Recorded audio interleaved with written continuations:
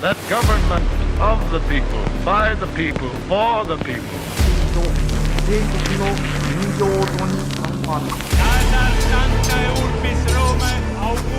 Да здравствует мир между народами.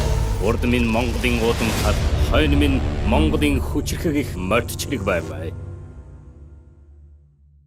Тэгэхээр Дональд Трамп Америкийн нэгдсэн улсын ерөнхийлөгч болсноос хойш тус улсын уламжлалт холбоотнууд буюу түүхийн бүхий цаг үед Америкийн нэгдсэн улсын талд бол баттай зогсож ирсэн найрамдах харилцаатай улс орнууд нь эхнээсээ Америкийн нэгдсэн улсаас нүрээ буруулж зайгаа барьж тодорхой хэмжээнд болгоомжтой харьцаж эхлээд байгааг дэлхийн нийтээр өрнөж байгаа энэ олон үйл явдлууд бол тодорхой харуулж байна. Тэгэхээр уламжлалт харилцаа хөндөрч байгаа олон жишээнүүдийн дотроос олонний анхаарлыг хамгийн ихээр татаад байгаа тодорхой хэдэн үйл явдлуудыг би өнөөдрийн дугаараар онцлон хүргэе. Тухайлбал өнгөрсөн ям гарагт болсон Европ парламентын ээлжид хурлаар Франц улсыг төлөөлж Европ парламентод суудаг улс төрч Рафаэль Глюксман Америкийн нэгдсэн улсад хандаж эрх чөлөөний хөшөөг манд буцааж өгөх хэмээн хатуухан мэдэгдэл хийсэн явдлыг нэрлэж болно. Мөн Америкийн нэгдсэн улсын хойд хөрш Канада улстай холбоотой бас нэгэн үйл явдал байгаа нь Канадын шинэ ерөнхий сайд Марк Карни шинэхэн албан тушаалаа авсан даруйда Америкийн нэгдсэн улс бус харин Европ ТВ-г зорьсон нь олон улсын чиглэлээр анхааралтай ажиглалт судалгаа хийдэг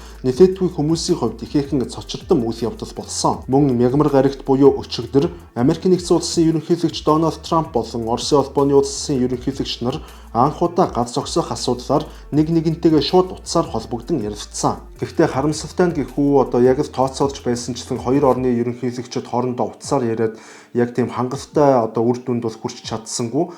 Гэхдээ яг нь Оросын улбаны улсын ерөнхийлөгч Владимир Путиний зүгээс Украины тодорхой нэг дэд бүтцийн байгууламжууд руу цаашид цэргийн цохилт өгөхгүй гэх баталгаа амлалтыг бас өгч Трампаас Путинээр бол гаргуулж чадсан байна. Тэгэхээр өнөөдрийн дугаараар эдгээр үйл явдлуудын талаар нарийн дэлгэрэнгүй задаргаатайгаар мөн түүхэн уг суурь улбаатайгаар нь ярихаар бэлэн болоод байна. Мөн манай хамтран ажиллагч байгууллага болох Авторгын хууль зүйн товчооны зүгээс эрх зүйн чиглэлээр суралцдаг оюутнуудын дунд шүүхийн мэтгэлцсэн 2025 тэмцээнийг зохион байгуулж эхлээд байна. Энэхүү тэмцээнд нийт 16 баг оролцох бөгөөд ихтэй сургуулиуд тус бүрээс нэг баг шалгарч энэхүү мэтгэлцээний тэмцээнд оролцох эрхээ авах юм а. Иймээс хууль эрх зүйн чиглэлээр суралцдаг оюутан залуучууд Авторгын хууль зүйн товчооны дор сэтгэгдэл хэсэгт байгаа Facebook холбоосоор орж дэлгэрэнгүй мэдээллийг хүлээж аваарай. Мөн тэмцээнд оролцож байгаа бүх багийнхандаа амжилт хүсье. Тэгэхээр Франц улс яагаад Америкийн нэгдсэн улсад эрх чөлөөний хөшөөг бэлэглэж байсан бэ гэх асуултаас яриагаа эхлэх нь зөв байхаа. 1775 оноос 1783 оны хооронд өнөөгийн Америкийн нэгдсэн улсын зүүн эргийн газар нутагт оршиж байсан 13 колони цаашид Британий эзэнт гүрнээс хараат бусаар оршин тогтнохын тулд тусгаар тогтнолын төлөө хувьсгалт шин чанартай дайн хийж эцэст нь Британий эзэнт гүрнээс туурах тусгаарлаж Америкийн нэгдсэн улсыг байгуулсан түүхтэй. Харин эдгээр тусгаар тогтнолын төлөөх тэмцсэн 13 колониуд тухайн үед цор ганц холбоотон байсан нь Франц улс байв. Иймээс Франц улс нь Америкийн нэгдсэн улсыг үүсэн байгуулагдах цагаас эхлэн Америкийн нэгдсэн улсад үргэлж туслаж ирсэн хамгийн ойрын бүр гүн гүнзгий түүхэн холбоотой нэг талаараа ач тустай улс үндэстэн гэж хэлж болно. Ингээд Америкийн нэгдсэн улс энэхүү дайнд ялсны дараагаар 1776 онд тусгаар тогтнолоо зарласан юм. Улмаар Америкийн нэгдсэн улс байгуулагдсны 100 жилийн ой буюу 1876 онд Франц улсын зүгээс тус улсын тусгаар тогтнолын ой болж байгаатай холбогдуулан хоёр орны мөнхийн эв найрамдлын бэлэгдэл болгож эрх чөлөөний хөшөөг бэлэглэж байсан түүхтэй. Мөн Франц улсын хувьд уг хөшөөг бэлгэлсэн өөр нэгэн шалтгаан нь Америкийн нэгдсэн улс 1776 онд тусгаар тогтнолоо зарласны дараагаар буюу 1789-с 1799 оны хооронд түүхэнд автортай Францын хувьсгал явагдсан байдаг. Харин тэдгээр Францын хувьсгалыг ялалтанд хүргэсэн хувьсгалчид Америкийн тэрхүү тусгаар тогтнолын төлөөх хувьсгалаас урам зориг ирч хүч авч байсан тул энэхүү хөшөөг ардчлал эрх чөлөөний үзэл буюу оюун санааны үнэт зүйлээ хуваалцаж буй асар том илэрхийлэл болгон бэлгэлсэн.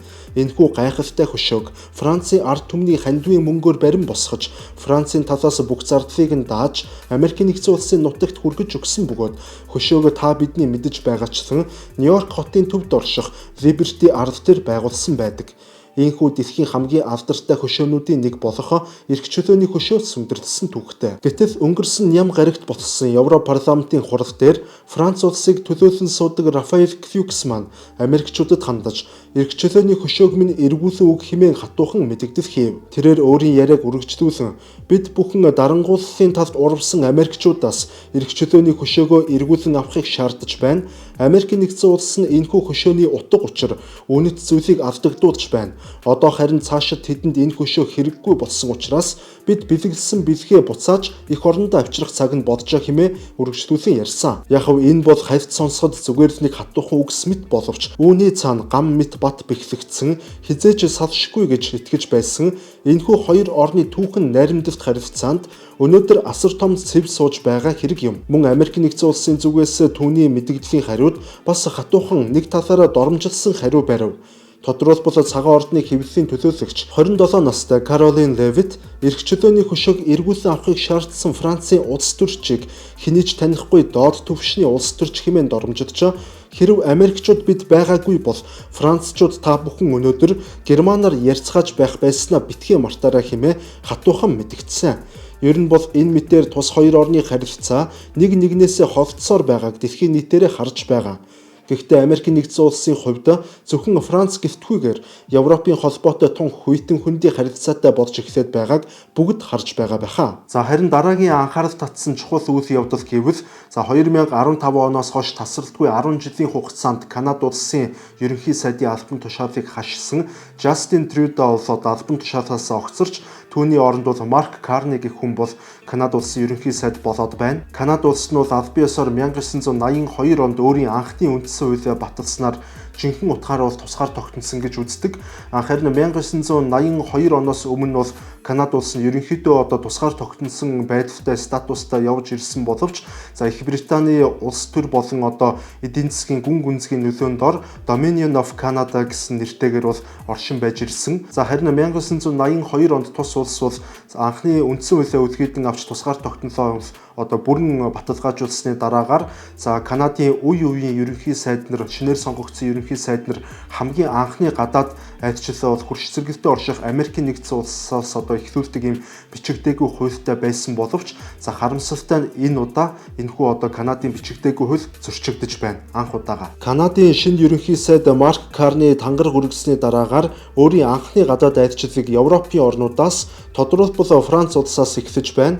Тэрээр Парис хотноо Эммануэль Макронтой уулзаж дараагаар нь Их Британд очиж Британий ерөнхий сайд Кейр Стармертай уулзаж мөн Чарльз хаанд бараалгасан байна. Канада улс нь аль биесээр үндсэн хуульд хаан засагтай улс бөгөөд Британий эзэн хаан Чарльз нь бол Канада улсын төрийн тэргүүн гэж бол хуулийн дагуу явдаг.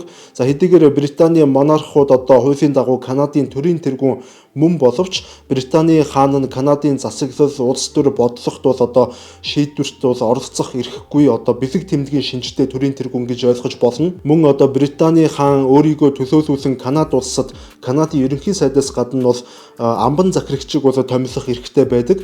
Улмаар Канадын засгийн газар аливаа шийдвэрүүдийг одоо гаргахаас өмнө Британий хааны томилсон амбан захирагчтай зөвшөлдсөж байж одоо шийдвэрээ баталгаажуулдаг ийм хуультай. Ер нь Канада болон Британий харилцаа холбоо хамаарлын талаар та бүхэн хэрвээ сонирхож байвал тусдаа бие даасан бүрийн хэмжээний бичлэг хэлбэрээр бол оруулж болно. Дэмжиж байвал доор сэтгэгдэл хэсэгт бас бичээрэй. Эргээд харин гол сэдвтэ ороход ямар ч тач Канада улс нь Америк нэгдсэн улсад бол их гомдсон эсвэл их ууралсан болох нь ерөнхий сайдынх нь хийж буй одоо анхны гадаад айлчлалаас тун тодорхой харагдаж байна.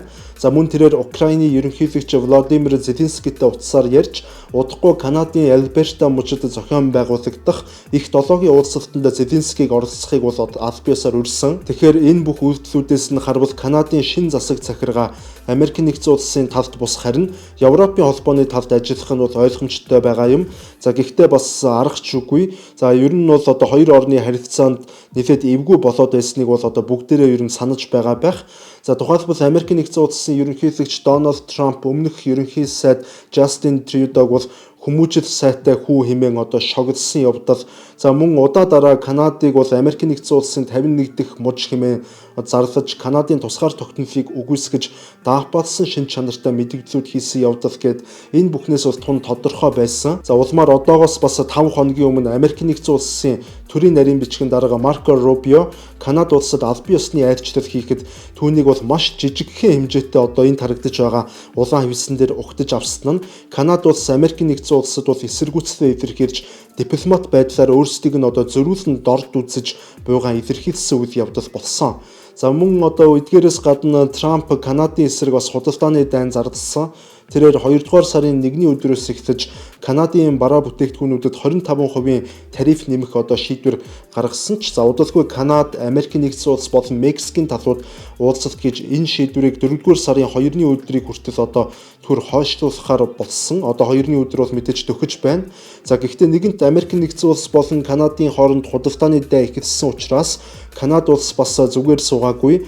Канадын зүгээс Америк нэгдсэн улсад гаргадаг нийт 20 тэрбум гаруй $, одоо бараа бүтээгдэхүүнүүдийн татварыг тодорхой хэмжээгээр нэмэх шийдвэр гаргасан. За мөн Канадын Онтарио мужийн амбан захирагч Америк нэгдсэн улсад экспортлдог эрчим хүчний үнэ бол 25%-аар нэмэх шийдвэр гаргаж за ер нь хоёр орны асуудал цаашид улам бүр хүндэрвэл одоо бүр эрчим хүчний экспорт бүхэлд нь хязгаарлаж болох талаар бас сөрдүүлгийн чанартай мэдээлэл бол хийсэн. Америк нэгдсэн улс болон Канадын хооронд энэхүү худалдааны дайн үүсэж байгаа явдал нь бол хоёр орны худалдааны харилцааг тодорхойгүй байдалд оруулж за аль альнийх нь эдийн засагт бол одоо сөрөг нөлөө үзүүлж байгаа нь бол хамгийн харамсалтай байна. За яг эцсийн эцэстээ одоо Трампын хувьд дэлхийн хамгийн хүчирхэг армийг хамгийн хүчирхэг улсыг удирдах байгаа одоо хүний хувьд өөрийн холбоотнуудыг бүгдийг нь магадгүй яг өөрийн эрхэнд өөрийн үгээр байлгадаг байх одоо тим систем, тим хонглыг угсрахыг бол санаархаж байж болох юм. За даанч Трампын хувьд одоо харамсалтай нь нөгөө хэд нь бол дэндүү их эрх чөлөөний мэдрэмжтэй улсууд учраас Трампын захиргааталтанд бол тийм ч амар орохгүй нь тодорхой харагдаж байна. За эцэст нь гэвэл өчигдөр буюу одоо мягмар гарагт Америк нэгдсэн улсын ерөнхийлөгч Дональд Трамп, Оросын улбаны улсын ерөнхийлөгч Владимир Путин хоёр ерөнхийдөө одоо 2 цаг гаруй хугацаанд утсаар ярилцлаа. За Дональд Трампын зүгээс бол одоо энэхүү яриа Путинтэй ярьсан яриа бол маш гайхалтай боллоо хэмээн мэдээлэл хийсэн бол за Оросын улбаны улсын зүгээс Кремлийн албан ёсны одоо сайтад мэдээлснээр бол талууд бол дөрвөлтөө одоо шийдэлд бол хүрч чадсангүй.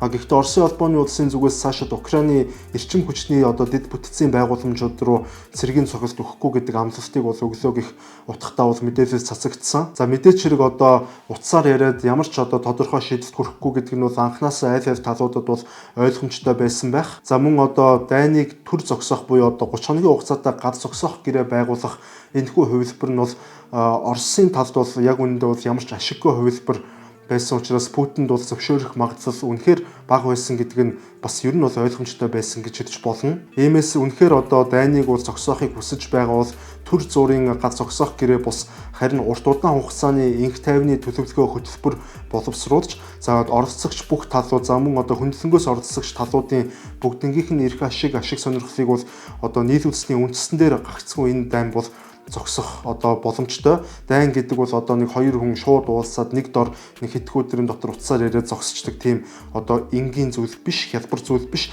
Ялангуяа ингэж их одоо нуршиж, ингэж их хүн хүч эдийн засгийн хохирд амссан дайн бол дуусах тийм ч амаргүй байх нь бол ойлгомжтой. За харин удаан хугацааны инх тайвны төлөвлөгөө буюу одоо инх тайвны хөтөлбөрт Оросын улбаны улс бол одоо онцгой үүрэг гүйцэтгэх ёстой. Мэдээч одоо энэ дайн хийж байгаа улс учраас Оросоос их зүйл шалтгаална.